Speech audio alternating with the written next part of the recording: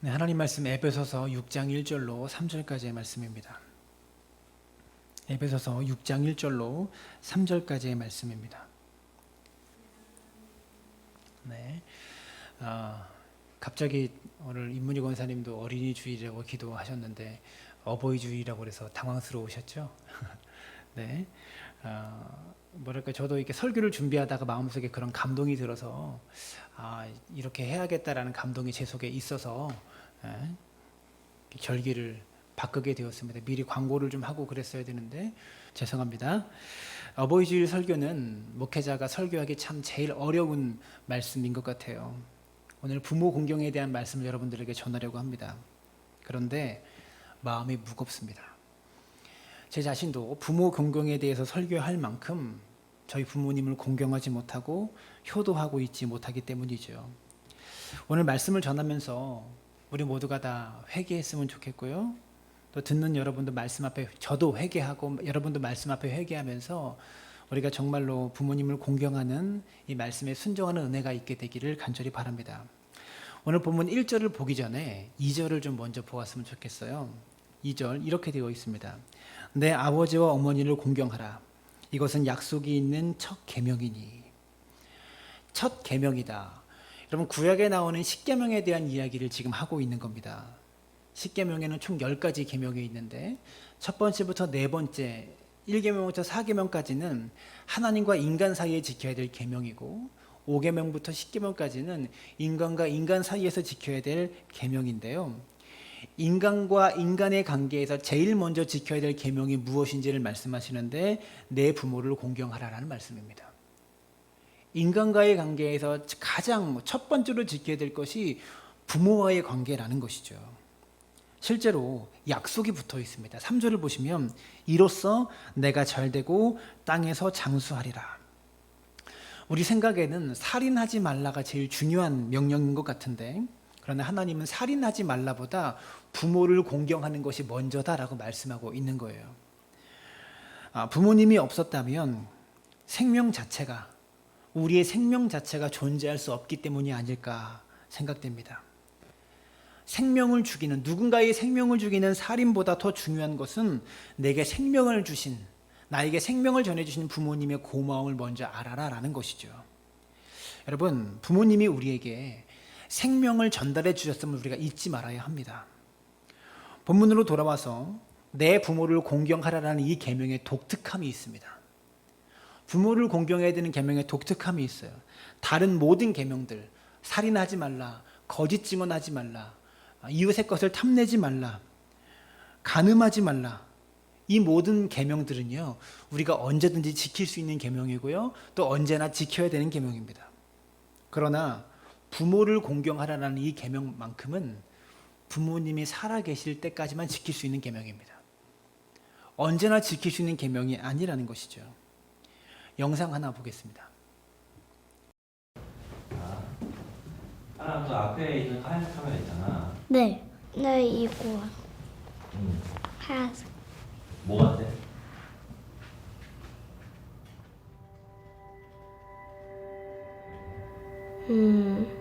CCTV 같아요. 집에 설치할 수 있는 카메라야. 아, 반려동물 키우는 분들한테는 좋겠다, 그쵸? 부모님이 좋아하는 모습을 볼 수도 있고 뭐? 핸드폰으로 말 걸면 그 카메라에서 목소리가 나와. 진짜요? 신기하다. 그 카메라도 부모님의 은혜를 지켜본다라고 했을 때 은혜는 어떤 생각이 들어? 그렇게 막 편하진 않은 것 같아요. 부담스러울 것 같아서. 조금 불편하죠. 부모님한테 보이고 싶지 않은 모습도 있으니까. 지켜봐서 재밌을 만한 모습은 딱히 없을 것 같아서 굳이 안 될 것 같은데요? 집도 너무 더럽고 좋진 않을 것 같아요.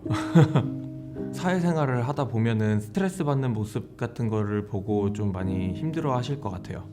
무소식이 희소식이니까 알아서 잘 하고 있겠거니 라고 생각하면서 덜 주의 깊게 봤으면 좋겠어요. 이제 뭐 저도 자식 키워서 어느 정도 크고 있고, 예, 다 컸고 뭐. 오히려 반대로는 지금 어머니가 아프셔서 반대로는 제가 보고 싶죠. 반대로는 치매가 있으셔가지고 아예 모르시니까 이제는, 예. 제가 오히려 어머니 관심을 갖고 해야 될 때라서, 예.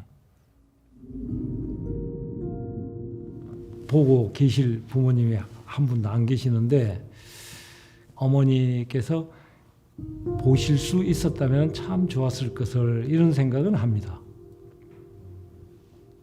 부모님께서 제 모습을 보신다면은 굉장히 기쁘고 마음의 안정을 취하실 것 같습니다. 저희 부모님이 저를 지켜보고 있다. 지금. 네. 근데 그런 일이 일어나요, 선생님?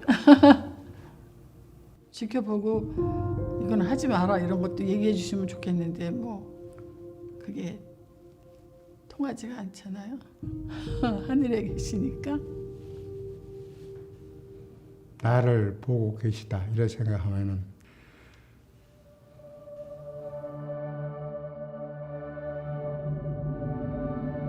좋아요. 왜냐하면 엄마랑 같이 있는 느낌. 좋은 느낌 들어요. 엄마 아빠 만날 수 있으니까요. 저를 봤으면 좋겠어요. 왜냐하면 그만큼 엄마랑 아빠가 저를 더 많이 보고 있는 거니까 저는 참 좋을 것 같은데요. 이 카메라를 통해서 은채를 보고 있는 부모님께 한마디 해볼까? 하고 싶은 말 있어요? 엄마, 끝나고 우리 같이 그림 그리자. 엄마 아빠 안녕. 엄마 아빠가 나를 많이 사랑하지만 더 사랑해줬으면 좋겠어. 사랑해. 보고 있었구나. 왜 그렇게 보세요? 못된 말해서 미안해. 어릴 적부터 엄마 아빠 스트레스 많이 주면서 커온 자식인데 그래도 이렇게 먹고 살 수 있게끔 강하게 키워줘서 고맙고 정말 사랑합니다, 어머니 아버지. 엄마, 더 이렇게 안 좋아지면 큰일 나요. 응? 이렇게 운동도 더 열심히 하고. 아버지 아무튼 뭐 저 엄마 때문에 고생이 많네요. 아무튼, 예. 아무튼 뭐, 예. 죄송합니다. 어머니, 저도 이제 많이 살았습니다. 그리고 어머님이 가신 그 연세, 저도 이제 얼마 있지 않아서 그 나이가 됩니다. 그때까지 편안하게 잘 계세요. 제가 그때 어머니 꼭 찾아뵙겠습니다. 아버님, 어머님 보고 싶네요. 아유, 옛날에 엄마가 몸 아프다고 엄마네 집에 놀러 와라 했을 때 엄마 내가 갈게 그러고 친구한테 전화가 와가지고 야, 영희야 오늘 만날래? 그러면 그래 그래놓고 엄마한테 간다고 철석같이 약속은 해놓고 엄마 나 오늘 바쁘니까 다음에 갈게 이런 게 너무너무 후회가 되는 거예요. 그래서 지금 생각해보면 엄마가 그때 나를 얼마나 기다렸을까. 지금 너무 후회하고 있어요.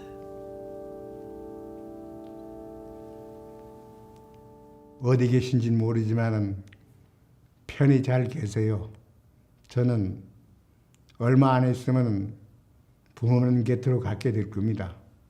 그러니까 다시 만난 날까지 마음 편히 갖고 계세요.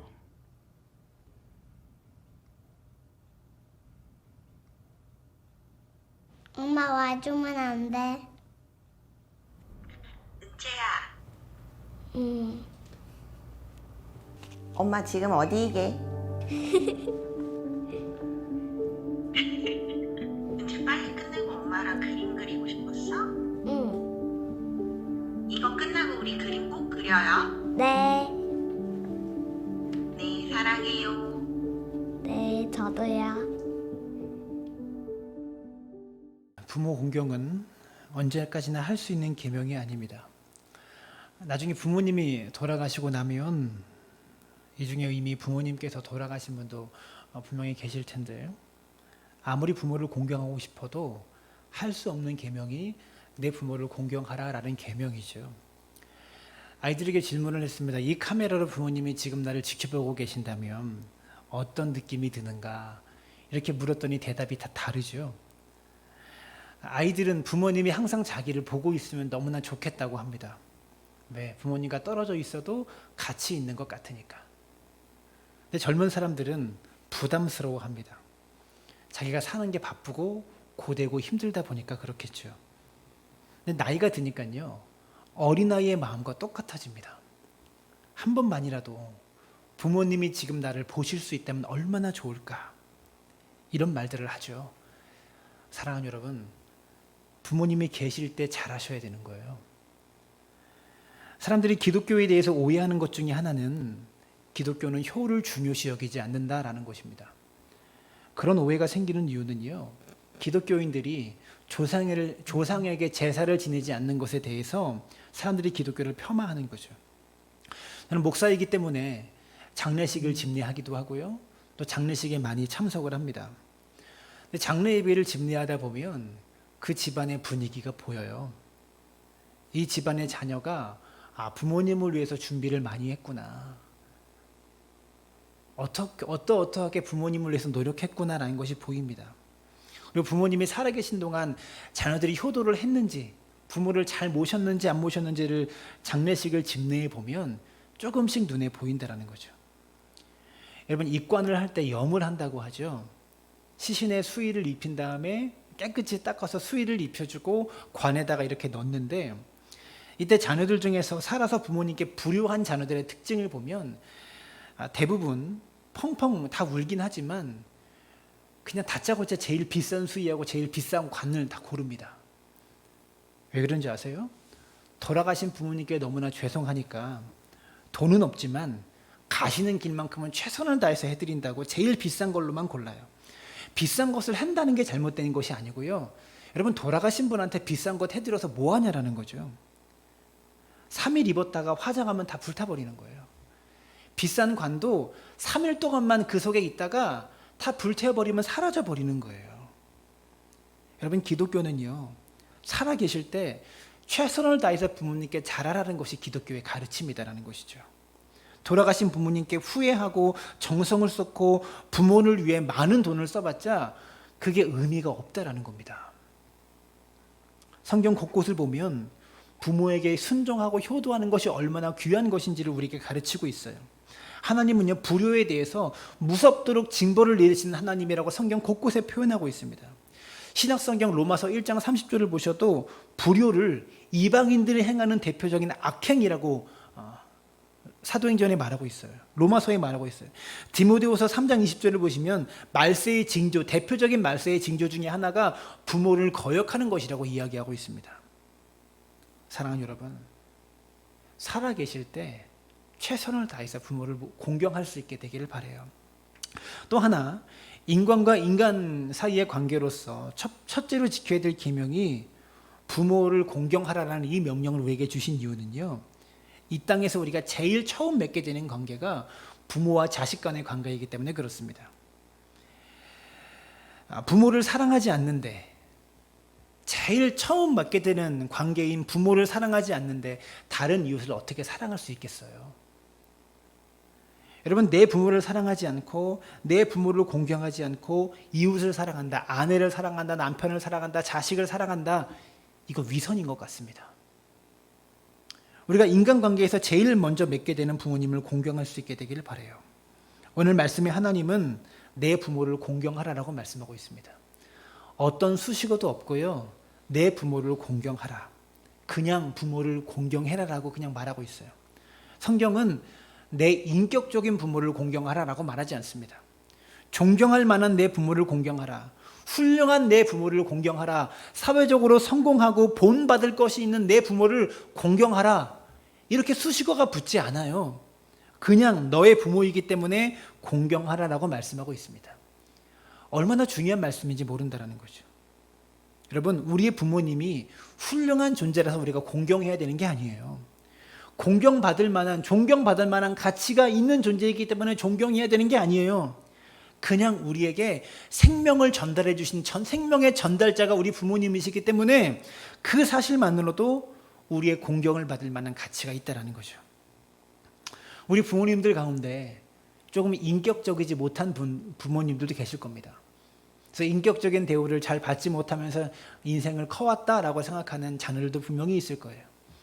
그래도 공경해야 합니다. 근데 여러분, 사실 내 부모를 공경하는 것은 어렵지 않습니다. 내 부모니까요. 근데 참 어려운 것은 우리가 결혼을 하고 나면 우리에게 새로운 부모가 생기죠. 근데 우리가 그 부모님에 대해서 공경하기가 참 어렵습니다. 시아버지, 시어머니를 공경하고 장인, 장모를 공경하는 것은 참으로 어렵다라는 거죠. 근데 여러분, 시댁에서 여러분에게 존경받을 만한 언어나 존경받을 만한 행동을 안 해도 내 부모님이기 때문에 며느리들은 부모님을 존경해야 됩니다. 처가에서 여러분에게 존경받을 만한 언어나 존경받을 만한 일들을 안 해도 내 부모님이기 때문에 사위들은 존경해야 합니다. 이 땅의 며느리들 잘 들으시고 이 땅의 사위들도 잘 들으시기 바랍니다. 성경에는요, 부모를 공경해서 축복받은 자의 이름이 많이 나옵니다. 부모님을 잘 공경하는 자는 하나님의 인정을 받아 땅에서 잘 되는 복들을 받았습니다. 룻기에 보면 나오미라는 여인이 나옵니다. 나오미는 엘리멜렉이라는 남자와 결혼해서 이 둘 사이에 말론과 기론이라는 두 아들을 얻었습니다. 이때 남편 엘리멜렉이 죽습니다. 그리고 나오미와 두 아들 말론과 기론만 이 땅에 남았습니다. 나오미는 과부가 되었죠. 비록 과부가 되었지만 그래도 좀 괜찮습니다. 왜냐하면 두 아들이 있기 때문에 아들이 장성해서 어머니를 먹여 살리면 되기 때문에 그렇습니다. 근데 말론과 기론이 장성해서 드디어 결혼을 했습니다. 그래서 말론과 기론이 어머니 나오미를 모시고 살다가 결혼을 합니다. 오르바와 룻이라는 두 여인을 만나서 각각 결혼을 합니다. 그런데 결혼을 하자마자 두 아들이 다 죽은 겁니다. 말론과 기론이. 그래서 어머니인 나오미와 며느리인 오르바와 룻, 이렇게 세 사람이 한 가정이 되어서 앞길이 막막한 과부의 가정이 되어버렸다는 거죠. 룻과 오르바는 그래도 시집가면 됩니다. 아직 젊기 때문에. 근데 늙은 나오미는 더 이상 살아갈 방법이 없는 거죠. 아무런 의지할 곳이 없고 희망이 없는 홀로 된 시어머니 나오미를 공경하기 위해서 룻은 자기 고향인, 자기 본국인 모압을 버리고 시어머니의 고국인 베들레헴 땅까지 와서 시어머니를 모십니다. 봉행하며 삽니다. 피 한 방울 안 섞인 시어머니를. 그때 보아스라는 밭의 주인이 눈에 들어와서 그와 룻과 재혼하면서 오벳이라는 아들을 낳아 행복한 삶을 살게 되었습니다. 나중에 어떻게 됩니까? 룻은 다윗 왕의 증조 할머니가 되었죠. 예수님의 족보에 들어가는 축복을 룻이 받게 되었다는 겁니다. 이 이야기를 통해서 우리는 두 가지를 배워야 합니다. 피 한 방울 안 섞인 시부모님도 피 한 방울 안 섞인 장인 장모님도 다 나의 부모님이다라는 메시지가 이 룻기 안에 담겨 있는 거예요. 또 그렇게 부모에게 효도하는 자는 하나님이 결코 그냥 벌어두지 않고 복 주신다라는 메시지가 룻기 안에 또 담겨 있는 거예요. 성경은 내 부모를 공경하라라고 말했습니다. 공경하라라는 말은 히브리어로 카바드인데요. 이 단어의 의미는 무겁게 여기다, 이런 뜻입니다. 부모를 공경하라라는 말은 부모님의 말을 무겁게 여겨라라는 그런 뜻이 담겨 있는 거예요. 부모님이 하시는 말을 무겁게 듣는 것이 공경입니다. 그분이 하시는 말을 무겁게 대하는 것이 공경이다라는 거죠. 근데 우리는 부모의 말을 무겁게 대하지 않습니다. 부모의 말을 무겁게 듣지 않아요. 진짜 효도는요, 돈이 아니에요. 어버이날 식사 한 끼 대접하고 부모님 여행 보내드리는 게 효도가 아니에요. 그건 당연히 해야 되는 거고요. 부모님의 말씀 한마디 한마디를 우리가 무겁게 여기고 받아들이는 그 마음이 효도입니다. 그 마음이 있는 자녀가 효도하는 자녀이고요. 그게 효도라는 거죠. 영상을 또 하나 보여드릴게요. 두 번째 영상입니다.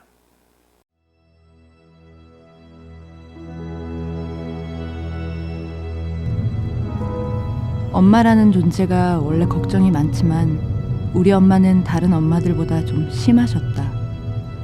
그 시작은 당뇨라고요? 아니 아직 중학생인데. 쉽게 말해서 아마도 내가 중3 올라가는 겨울방학 직전이었던 것 같다. 인슐린을 정상적으로 생성하지 못해. 앞으로 너한테 계속 필요한 거니까 대충 읽지 말고 꼼꼼하게 읽어. 응? 세훈아, 너 주사 맞아야지. 꼭 하고 있는데 잔소리 한마디를 더 하고 세훈아, 밥 먹어. 어머 잠깐. 깜빡했다. 몸에 안 좋은 거 알지?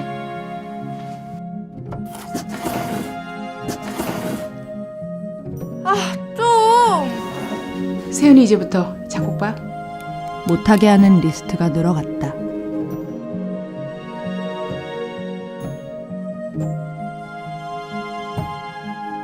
세훈아, 주사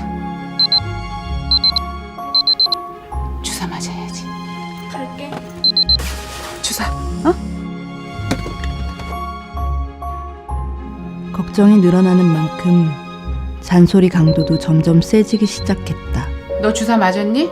아주 부지런히. 여보세요. 너 주사 맞았어? 아, 내가 알아서 할게. 나도 짜증이 자꾸 늘어났다. 야 세훈아, 이것도 좀 먹어봐. 이게 몸에 좋은 거야, 나부려. 먹어.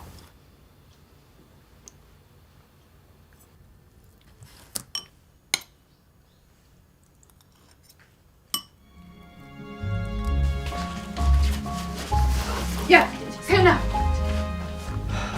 또 왜? 아니 너 주사 맞았나 싶어서.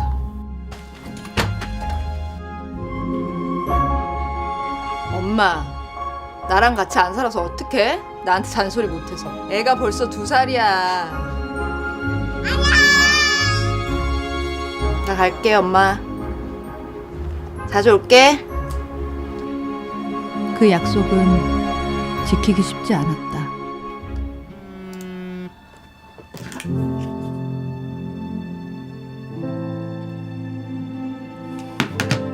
독립하고 나서 업무에, 육아에, 다시 집안일.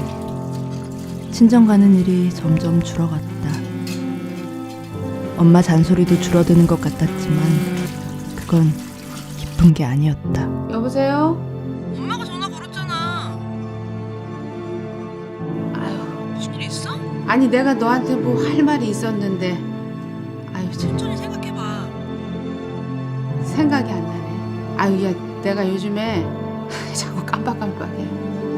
엄마는 얼마 전부터 기억을 잃어가고 있었다. 엄마의 시간은 뒤죽박죽 섞이더니 결국 멈춰버렸다.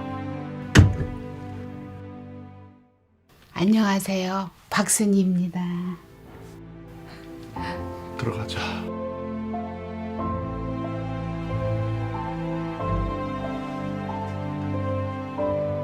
내 걱정만 하며 살던 엄마는 오히려 이제야 편해 보였다.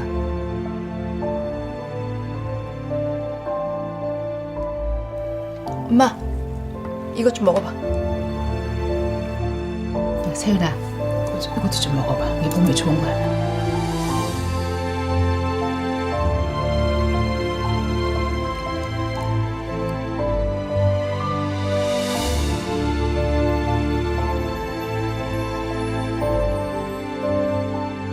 갈게요.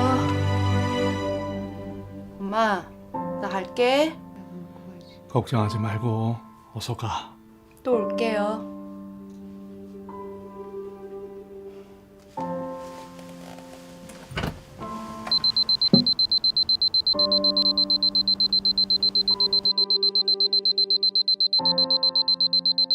엄마, 나도 엄마를 영원히 기억할 거야.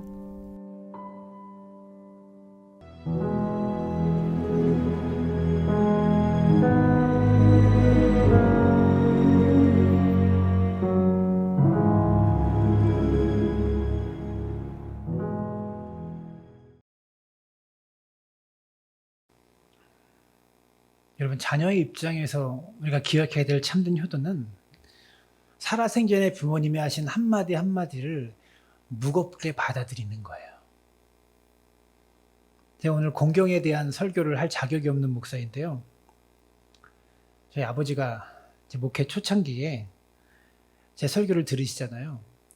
설교를 다 듣고 나서 집에 가면 꼭 이런 말씀하세요. 야, 설교할 때 이 부분을 좀 이렇게 하면 좋지 않겠냐? 설교할 때 이런 스타일로 설교하면 사람들이 좋아하지 않겠냐?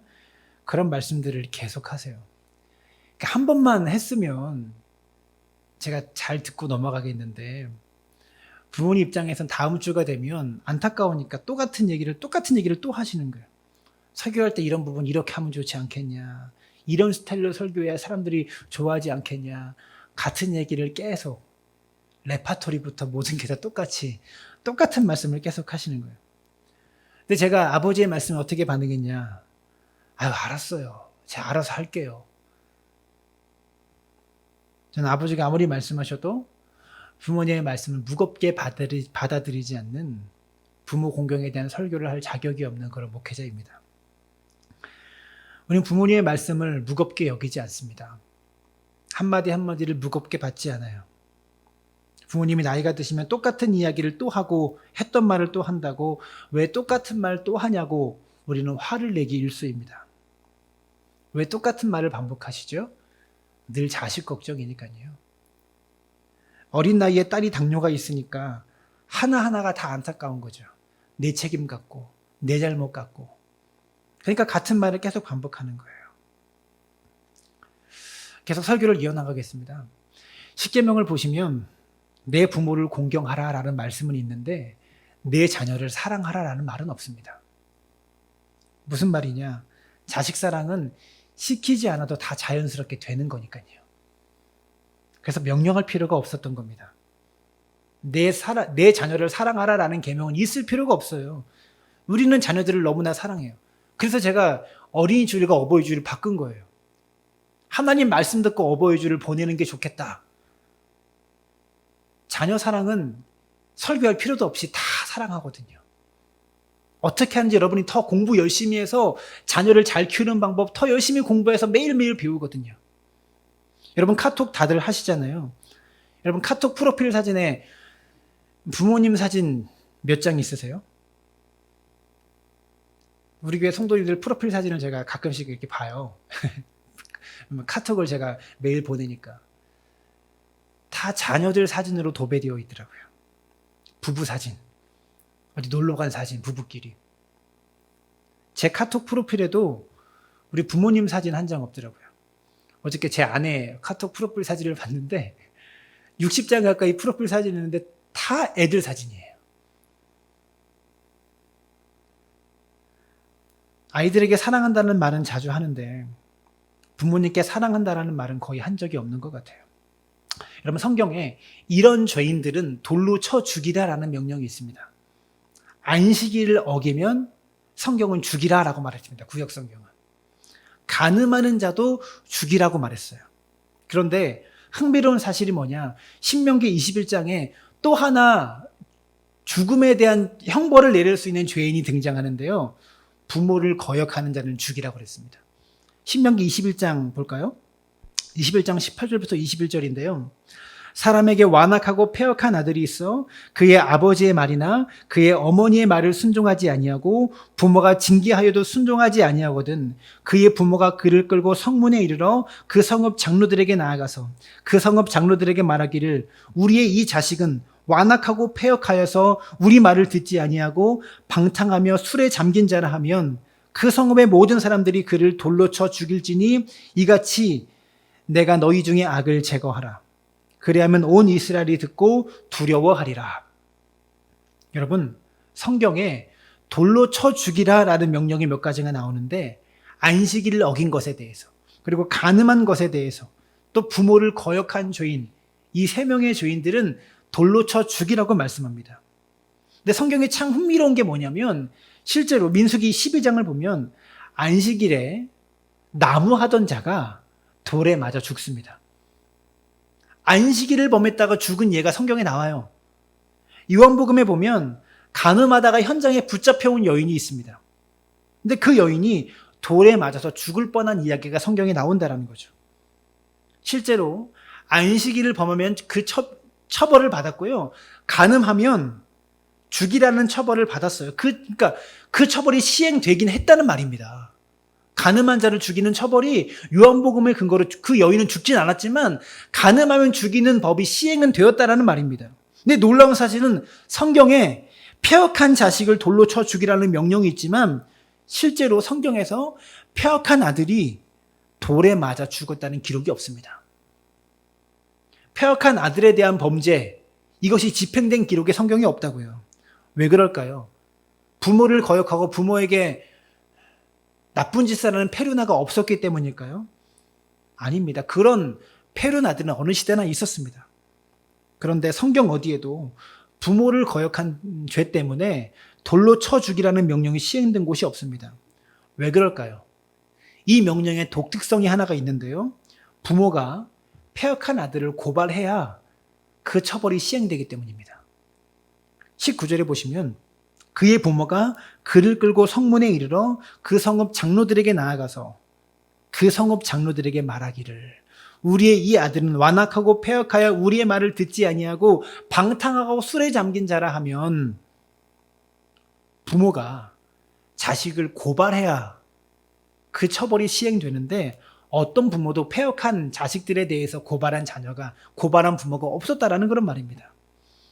부모는 자식이 아무리 자기에게 폐륜을 범해도요, 이 사실이 알려지면 내 자식이 돌에 맞아 죽는다는 그 사실 때문에 어떤 부모도 자식이 부모에게 폐륜을 행해도 고발하지 않았다라는 거예요. 이것이 부모의 마음입니다. 성경에요, 페루나가 나옵니다. 누가복음에 나오는 탕자가 나와요.